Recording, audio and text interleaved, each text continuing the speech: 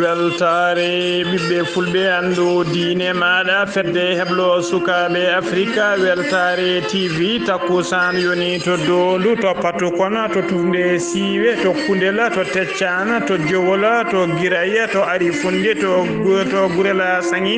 to tulde to tantaji ko on takkusan juula ha e nder galle ceerno amadou tidiane ba to moderna ha to galle makko samba sa to killinkara e ko taari ɗum kala ene jeeya e gardidi kabaruji men to leydi Mauritanie ma en kaale kewgol majje sukaɓe rewɓe teska e oɗo saaha kala e nder nakshota lamorgo leydi hen ma en kaal kadi ko fati e calendrier examen ji ko fati e kawguel e ko fati e vacances uji hitande année scolaire 2020-2021 ha joni to leydi Mauritanie ma en kaal kadi ko fati e kursi pucci ɗaminiɗe waɗede e nder diwan gorgol tawa hitande hikka nde ko kay haydi yubbita ɗum to leydi Sénégal ma en kaale ngakkugol sima ko teska e oɗo saaha joni nder leydi hen e oɗo saaha kulhuli kayni joga e wonde kay ya taw sima jograni cogguji mum jograni ngabbinede to leydi Mali Ousmane won ko hoorejo jagorde leydi ndi laamu sabbordu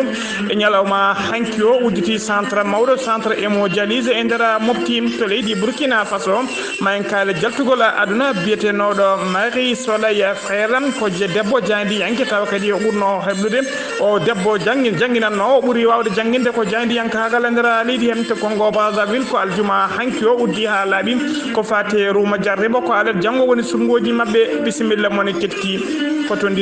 hotodirte joni jañuɗen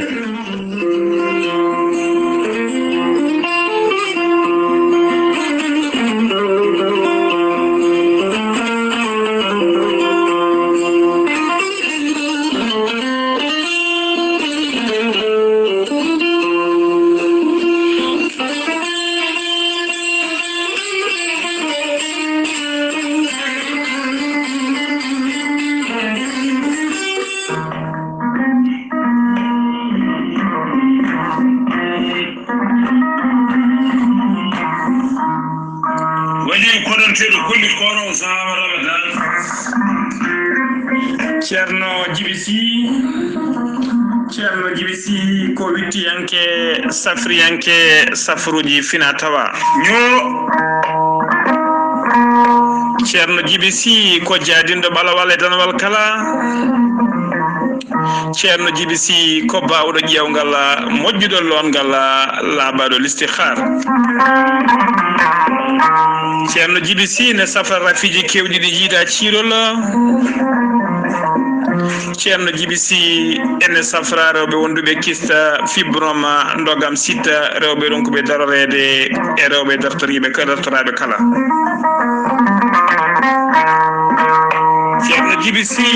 ene jogui pegge ɓeydoje arsigaji e ɓey pegge ɓeydoje ndenka omo jogui usula e siroji pewnaɗi bawɗi neldede kala leydi e kala continent mo neɗɗo woni Ceerno Djiby ene jogui leɗɗe e fannuji ɗiɗi hen fannu goto so tawi a hutorima ɗe leɗɗe fodde 13 rafine yalta ma ha laaɓa fannu goɗɗo ko so tawi a hutorima ɗe leɗɗe fodde 19 rafi ene yalta ma ha laaɓa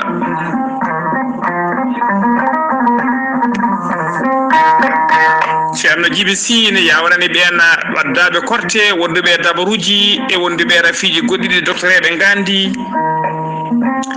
Ceerno Djiby to mbawɗa wonde e leydi kala oɗon mbawi liggodirde hano hannirta ni Ceerno Djiby ko labɗo reedu malaɗo wune dendagal rafi mo neɗɗo wawi wondude kala so tawi ka miskin Allah o yanama ka miskin Allah omo safruma ha jittuɗa hoore maɗa so wona tawa ko marɗo ɗiɗo rafiji ɗiɗi woni rafi mo hoore mo wahliti ha haɓɓa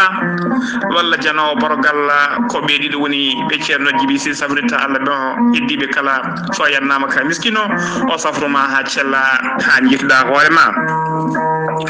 ceerno Djiby Sy ne tawe nder Nouakchott lamorgo leydi Mauritanie sara jeere ne tekka dendagal taximan dendagal chauffeur e nder wuro to mbawɗa wonde kala sa yettima Nouakchott a wi nawe kam to bureau ji ceerno Djiby Sy ma adde ha jettuɗa so tawi ardi koyɗe maɗa ha yetti to legal nettid so pullo so cabato so sarkule so bawɗo wonde kala sawi yo sifane walla yo holle bureau ji ceerno Djiby Sy ma holle hano hannirta ni ceerno Djiby Sy ne jogui base muɗum e pharmacie mum to leydi Mali toon woni toon ko miñi ko ne wiye ceerno Samba Sy numéro mum ko 00223 90 22 94 71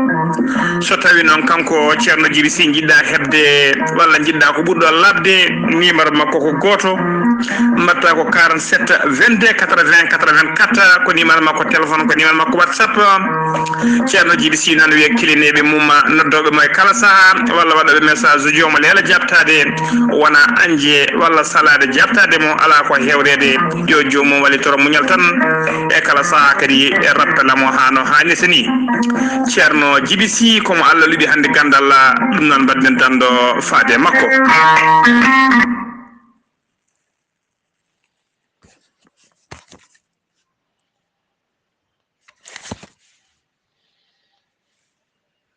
Kettode kaburuji mon e demgal pula Afrique, Asie, Europe, Amérique, Moyen-Orient, Océanie.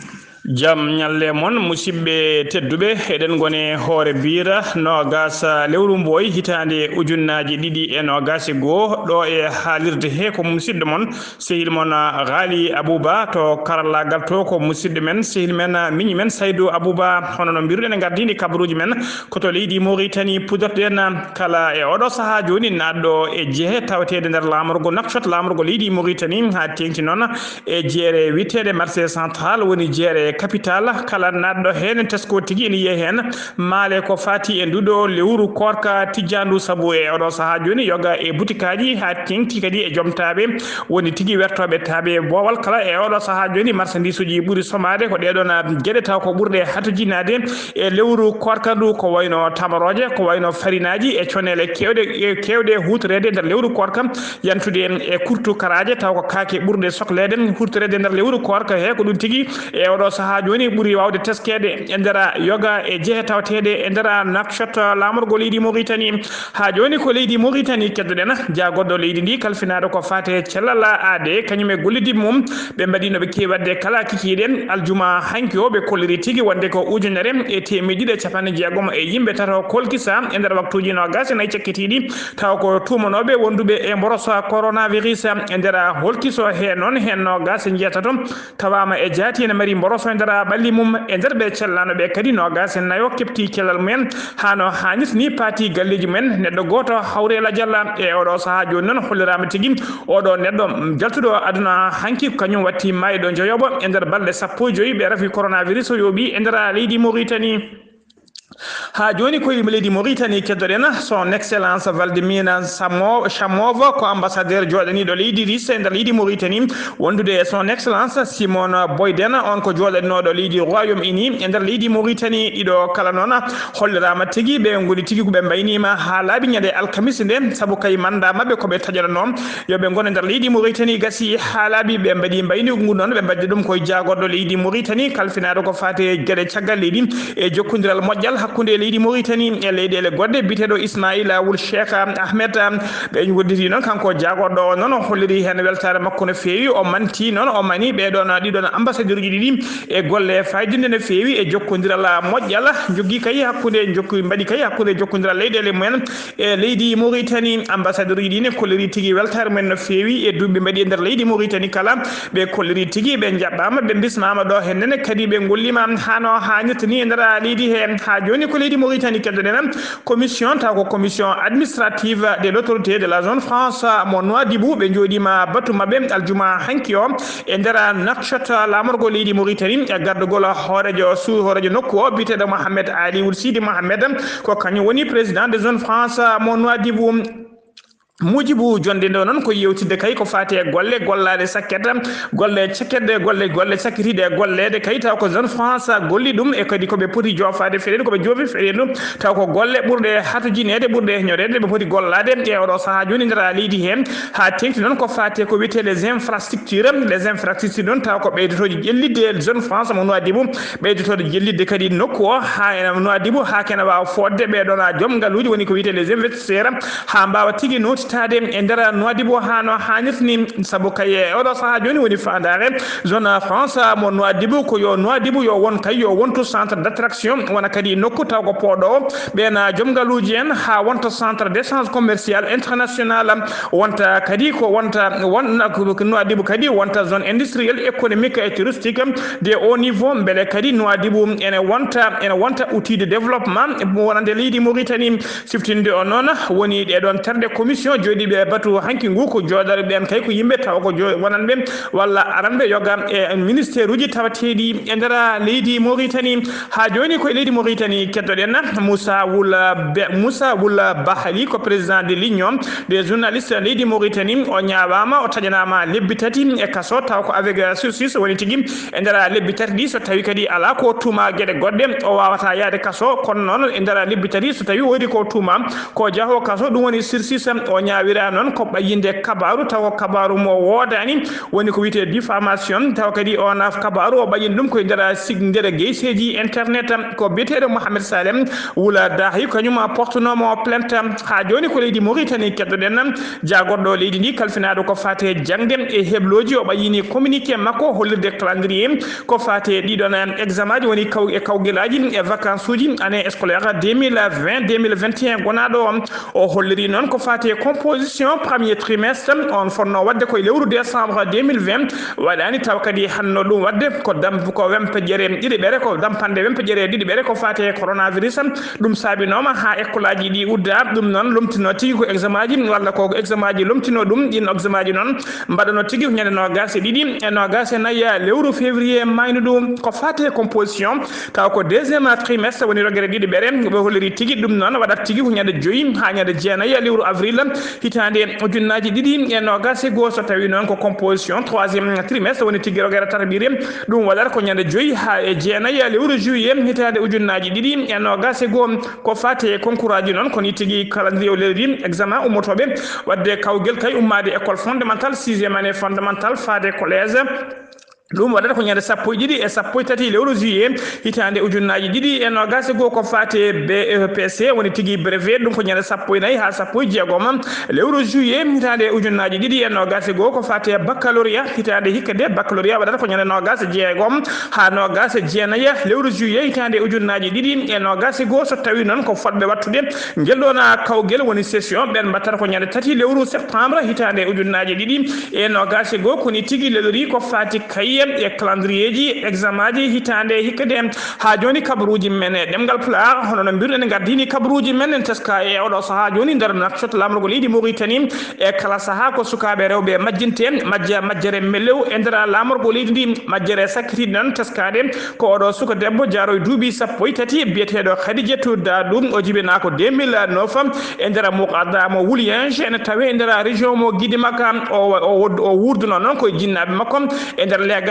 bitengal legal 16 dar nayim sara clinique ridwano ko gila adarba sappo jidi lewru mboyi hitande ujunnaji didi e no gase go e saha ummino école ji mabbe sanga 14h mo fati galle makko ko galle mabbe ko nyen hen tigi o majjo yettaki kisa galle o e odo saha joni non dendangal jinnabe makko e kureji e hoddibe kala koy fayre e nganu mawdo ngoni e odo saha nyoni be tottiri numéro ji non kala hay bawdon jiido kabaru makko nan do kabaru makko walla jiido odona sugo debom de tinnoto nodda dido na numéro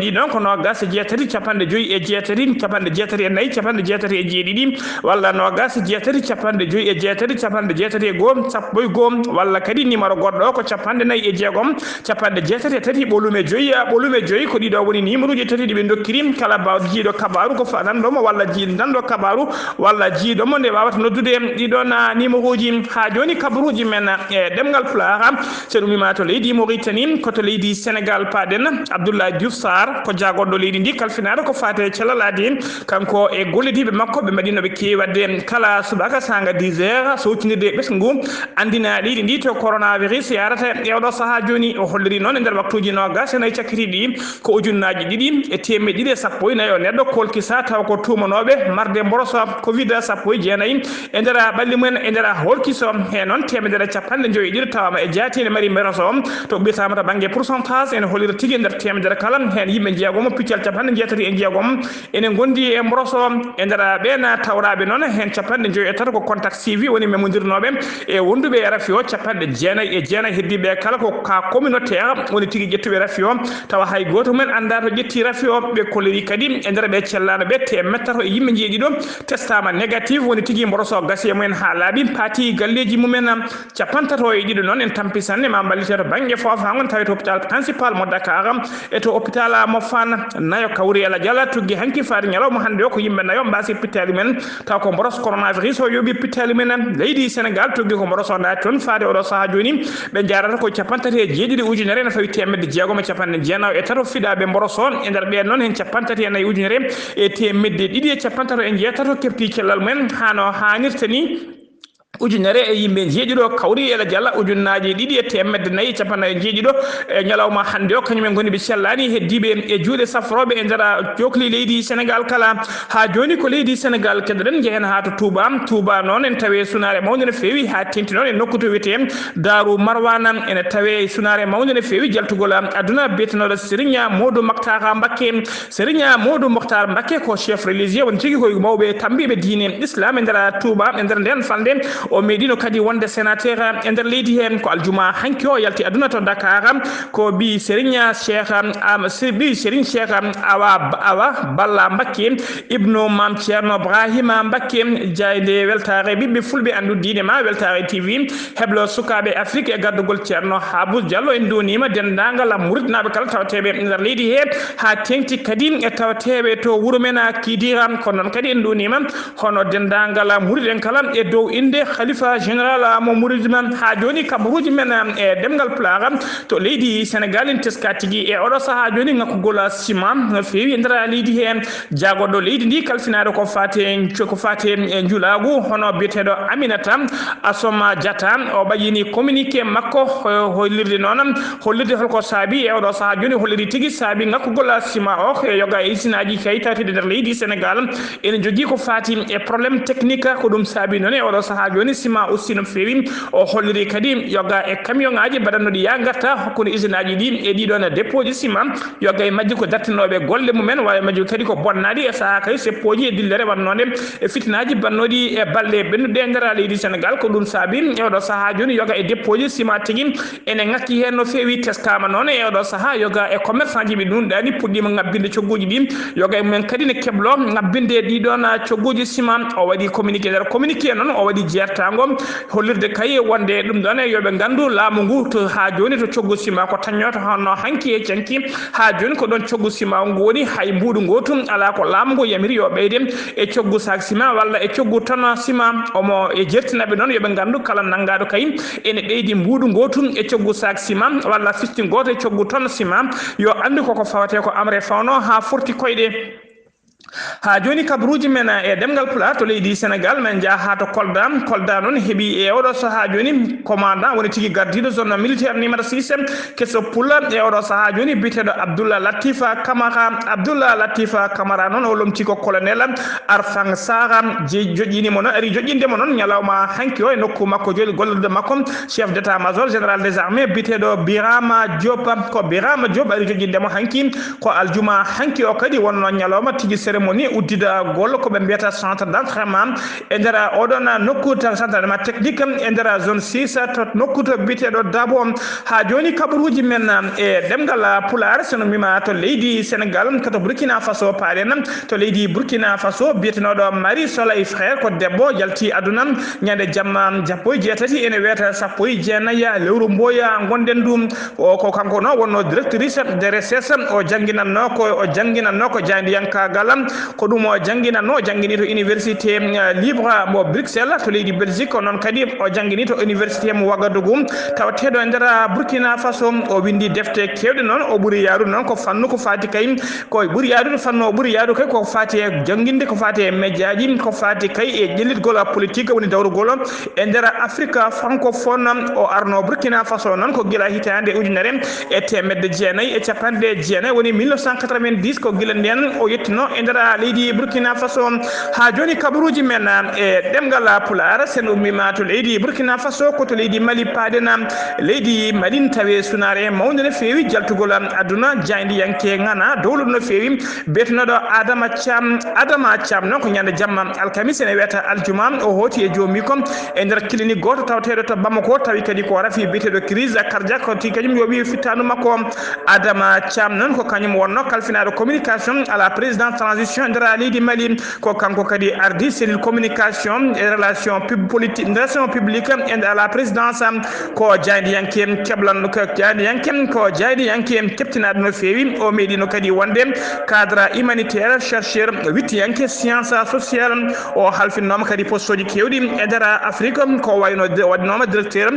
plaidoyer ko nde communication au bureau Afrique biyete nokku to wiyete l'IPPF to Nairobi e nder leydi Kenya ha joni kabruji men e ɗemgal Pulaar to leydi Mali ha joni Mokhtar Wan ko jagorɗo ko hoorejo jagorɗo laamu sabburde leydi ndi o joɗima noon mo tawe saha joni omo tawe noon jillu makko e nder mofti fal lamorgo e nder mofti hakkude leydi ndi o joɗima noon aljuma hanki o e nder mofti o joddima batu noon e oɗon commission halfinaɓe ko fate haɓade caɗele tawateɗe e oɗo saha joni e nder falde mofti ko juuɗo noon waɗi batu woni tigui batu gatanonigo ko bitego batu délocalisé taw kadi ko haɓade caɗele tawteɗe e nder falde he kala o joɗima nguna batu noon aljuma hanki to mofti o joɗima ngun batu aljuma hanki e nder mofti koɓe ɓuuri yewtude noon ko ɓuuri yewtude noon koko fati e ɗeɗo toɓɓe nayyi ɓe ɓuuri yewtude ko fati kay e retour administrative des services sociaux de base woni tigui ko fati kay e oɗo saaha joni de laamu ngu wawata ruttade tigui hano hannirni ha tengte gueɗe ɓurde harjinade taw kadi ɓurde ɓattade population ngaji ɗi nde wawata artirede hano hannirni e nder leydi hen ɓe jewdi toɓɓere ɗiɗi ɓerɗe koko fati alhaali ɓeɗon yimɓe taw ko dogɓe guure men bone pelle ceɓɓitiɗe bone kareli leñam gundogui guure men ene laati e oɗo saaha joni doga moltoyode haajuji men alhaaliji men toppito ha mbawa artude hano hannirta ndi e nder nokkuji men toɓɓere tata ɓerde nde noon koko fati ko wiyete processus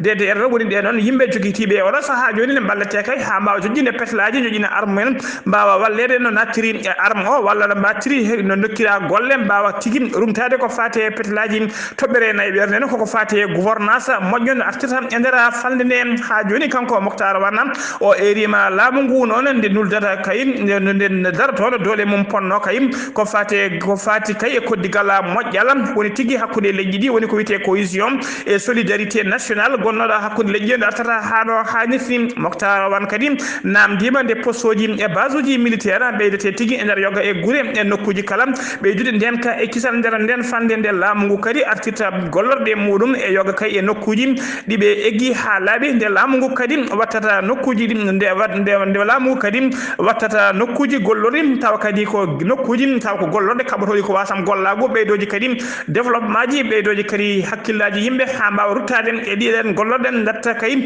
kareli leñamagu ha joni ko leydi Mali keddoɗen ko fati e ñawore hono biyeteɗo Abdou Fall jibina ko 1999 to Bamako ko célibataire o ala heɓiɗo goto o jeeya ko to leggal biyetegal Médina Koura Mamadou Baba Fall on jibina ko 1994 to Bamako on kadi ko célibataire sans enfant woni heɓiɗo goto ala to leggal Médina Koura kamɓe kala noon ɗiɗo kala noon ɓe nanggano tigui ko tumede jeeyade pelle woni association des malfaiteurs woni tigui pelle waɗoɓe gueɗe kamtorde no feewi e wargoji e guykaji e joguitade kadi petelaji e kala saaha Amadou Fall on kañum ñawore mum yani ha laaɓi ñande 15 lewru moyi gonɗen ɗum o andi tigui janje makko saabu kay o ñawama ñawore wargo woni tigui condamné à la peine de mort kanko noon o tumati kanko noon dendagal gueɗe o tuma kala en tawe kuule mum en tawe tigui e nder tunorgal leydi Mali ha joni ko fati on fannu hono biteɗo Djibril Keita on ne ko ñande 5 lewru août 1978 jibina to ko comptable régisseur de direction régionale mo transport terrestre et fluvial mo Bamako rive droite ko kanko non ko desdo bam sukabe tatom kanko ne o nyaawama honno tiko legal bitengal kana jigilam o nyaawama nyande alkamis sappo go lewru mboya gonde du tawa kadi kanko non o sajana tigi mo lelo dubi sappo tati e kasom ferma woni tigi o yeyeta nange o nyaawira non ko nyamde khalisaji kiwita ko million ngaji kiwdim diwe hemno ko fati pewnugol carte grisaji e pewnugol carte de transport ha permis de transport fofa di o feni non taw ko khalisaji kiwdi e o sa joni ko dum tigi woni ko nyaawira ha joni ko der leydi Mali kedolen kalen ko fati coronavirus am jagodo leydi kalfinado ko fati cellalade o bayini communiqué makko mo tongode temedde tati capande jeetati e didi ko fati mborosa covid sappo jeenay ko aljuma hankio bayini o dona communiqué o holliri non nyalawma hankio ko ujunere temedde capande jeejude tati holki so wada non e dara be non tawama hen tigi capande jeejude tato e jaati ne mari mboroso e dara balli mumen hen nayo ko to kinyaba hen nayo ko to wite kalam katin hen kalam bokoro ko tato kulin koro ko yimbe tato heddibe be kala ko to Bamako lamorgo leydi e der be cellade be kadi o holliri no gas jeena kepti cellar men hano hanit ni goto hawre ladial balini yara e odo saha joni e ujunnaaji jeena e temdere capande jeena e go filabe mborosa coronavirus e der be non hen ujunnaaji jeegom e temedde jeegom e yimbe tato kepti cellar men hano hanit ni temedde dide capande jeena e jeena kawri hede ladial e nyalawma hande o ko ujunere e temedde dide sappo nayo neddo keddibe cellani e juude safrobe ta ko wondube mborosa covid sappo jeena ya ha joni ko leydi Mali keddoden Ousmane wana ko hoore jagode leydi ndi gondo e odo saha joni en jillu mum en dara falde mofti aljuma hanki onon holirama tigi en dara hôpital mo mofti to uditi ton centre mawdo no fewi taw ko centre to wite e mo jalise woni tigi yimbe wadobe jalise e kala saha wondube rafiji taw kadi rafi boje to jijam men siwti sigete ha laba lawdi wa wattede balli men woni o mo jalise on centre non ko centre patamle meji no fewi mawdo uditado e odo saha nyalawma aljuma hanki o to mofti on o centre non holidam tigi hubere togondirde woni étage mo de niveau non taw golle de étage golle on o centre fof ko laamu leydi Mali kanyum nani jungo e jifam yaltini dena coopérative hen gime ha 1 milliard taw ko France CFA mo leydi Mali nyamata on centre non holirama tigi o mo wadi on centre non o mo wadi tigi sala taw ko sal to yimbe badata jalise on sal no wadi leci sappo on wadi kadi saluji jeetati yimbe antirtam hen sal kala wadi sappo ina yo leso o mo wadi kadi bureau ji jeegom on wadi salle de réanimation enen badi générateur uji jeetati wondude 3 unités de traitement d'eau centre o non ene wawi jabbade kala yontere ken gime ha capande nayo neddo wondo fodbe wadde jalise kala yontere centre on wawi jabbade dum ko golle pajide ne feyi e do saha joni de laamu sabbodo wadi en dara murti la morgo en dara murti to hakkunde leydi Mali ha joni kabruji men e demgal pularam senumima to leydi Mali ko to Congo Brazzaville ko ton tigi uditena kabruji men ko aljuma hanki o woni tigi ko fati ruma jarib uddi ha laabi e dara jokli leydi he kalam taw ko sumgoji ruma jarib non heblanade ko fati sumgoji horejo leydi yanka garan e dara leydi he ko alada jango onon ko alada jango no gase go lewrum boy be jahat tigi sumgoji e do saha joni ko ujunna ko million ngaji dide feccere électeur woni 2,5 million électeur kanyumen tigi nodda yo ngal cubo mbiriji men be jidi kay gardo leydi ndim dadi be leydi di non siftin don kambe militaire uji e gendarme be kala ben ko gila nyalawma alarba be nudo ko gila den be mbadi wote be sumgoji mabbe ngoni ko wite vote anticipé e ndara sumgoji den ben e ndara be don non gemmini be ngam yidde ardade leydi ni ne tawe hen Denis Sassou Nguesso horejo leydi ndi jaro duubi capande jeedi taw kadi o laamima leydi ndi duubi capantati e jeegom mo daftindira non e mbiruji jeegom wadbe musibbe tedduɓe gasi ha laabi ko dum do wonno ko min tonga non kabruji men demgal pular do e haalirde hen ko musidɗo mona sehil mona Ghali Abouba ketki malaki jam yo jam Allah jogomi jogo on